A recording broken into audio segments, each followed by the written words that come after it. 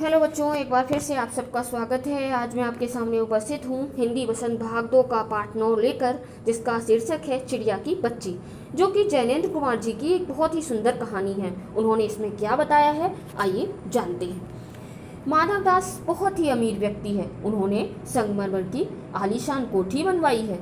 उसके सामने सुंदर बगीचा लगवाया है, जिसमें फव्वारा भी है। शाम के समय कोठी के चबूतरे पर तख्त डलवाकर मनसन के सहारे बैठकर बगीचे की सुंदरता का आनंद लिया करते थे।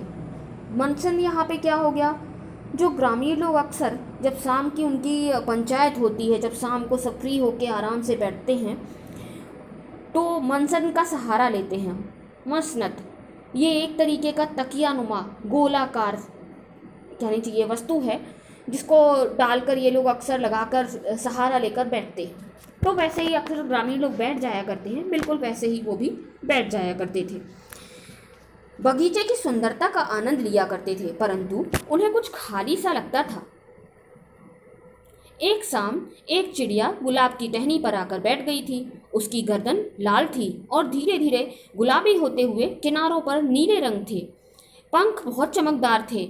उसके शरीर पर विचित्र चित्रकारी थी। माधवदास को वह चिड़िया बहुत सुंदर लगी। चिड़िया बगीचे से खुश होकर डालों पर थिरक रही थी। मतलब थिरकना, इधर उधर फुदकना, खुश होकर नाचना, अंग अंग फड़कना, इस प्रकार। थोड़ी देर तक उसे देखते रहने के बाद उन्होंने चिड़िया से कहा कि यह बगीचा उन्होंने उसी के लिए बनवाया है। चिड़िया माधवदास की बात सुनकर संकोच में पड़ गई। उसने कहा कि वह तो यहाँ केवल सांस लेने के लिए रुक गई थी। माधवदास ने उससे कहा कि यह बगीचा मेरा है और वह यहाँ रह सकती है। माधवदास की बातें सुनकर चिड़िया थिरकना भूल गई। माधवदास ने उस चिड़िया को उसके सूने महल में रुककर चहचहाने के लिए कहा। चिड़िया बोली कि वह अपने घर माँ के पास जा रही है। वह अपने घर से धूप खाने, हवा से खेलने और फूलों से बातें करने निकली थी। माधवदास ने रुकने के बदले चिड़िया को सोने का पिंजरा बनवाने की बात की। उसने चिड़िया को खाने के लिए मोती देने को कहा। चिड़िया उसकी बात सुनकर डर गई। वह कहती है, माँ से अच्छी कोई चीज नहीं लगती। उसके पास माँ का बनाया हुआ घोंसला है, खाना है। वह अपने घर वापस जा रही है। उसकी माँ उसका इंतजार कर रही होगी।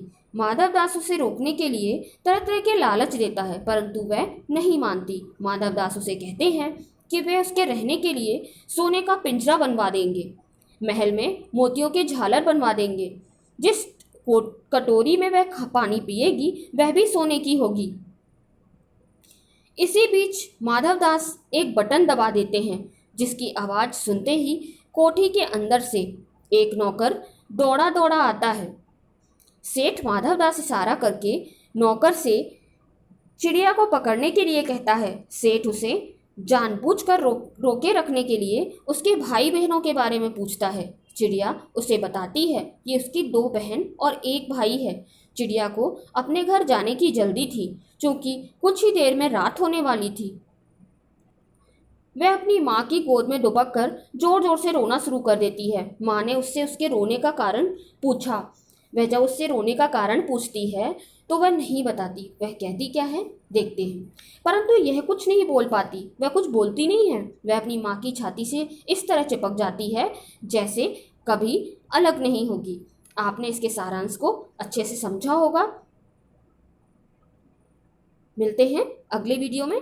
नमस्कार।